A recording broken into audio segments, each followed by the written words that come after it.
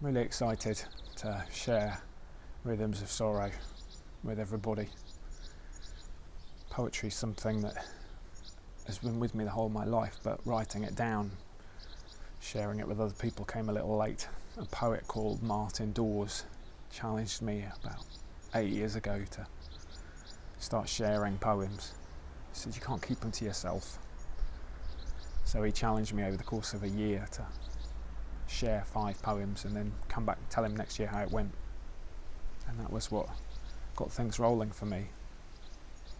And poetry is subjective, it's personal, whether you like it or not. Some will, some won't. But throughout that process there was always something I really wanted to write, and that was this book, Rhythms of Sorrow. And it's about giving voice to grief, sadness. I've always been a bit of a melancholic, I guess.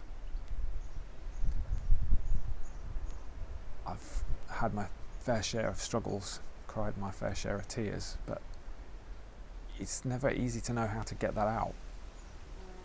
And you always feel like it's too heavy, too difficult. But there's something more as well. There's the beauty of grief, which you don't feel when you go through it. It just sucks, it's horrible. But something happens in the heights of those emotions that creates great works of art, beautiful ballets, incredible pieces of music. Will come from those moments of inspiration from sorrow. So that's what this book is about.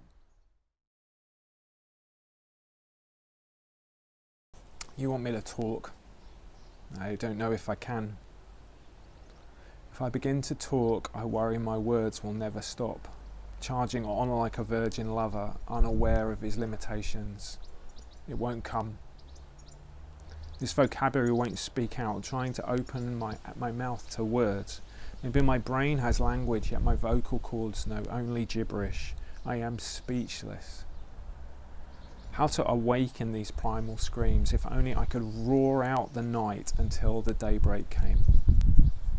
I'm afraid, if I loosen the bonds upon these fears, they may overwhelm me. They may attack and destroy, submerging me in pain, up till now controlled. There is a chasm of loss. There is a valley of despair, a canyon of cost, and I am carved out. Her glacier of contempt ripped the very ice age out of me. She the meteor that brought my extinction, yet somehow I survived, only to taste fire for 1,000 years.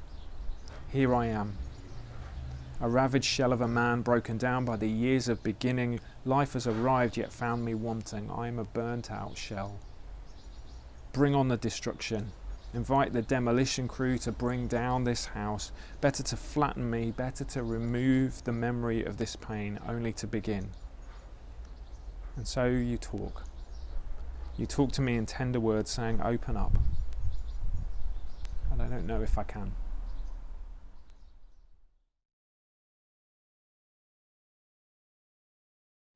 This is a poem called The Greggs Therapist.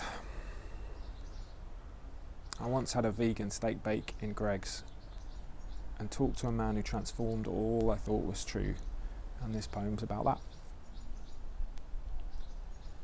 You spoke words to me, you challenged my position, the chilling effect instant, carnage. Your kindness dropped a stone into the deep pool of my soul, the chasm of my grief echoed with rippling. Sorrow shouting in the echo chamber of this wounded past, I spilled the beans, and you listened. I poured out tears in Greggs, soaking my vegan steak bake. You counselled me with divine manna, wrapped for takeaway.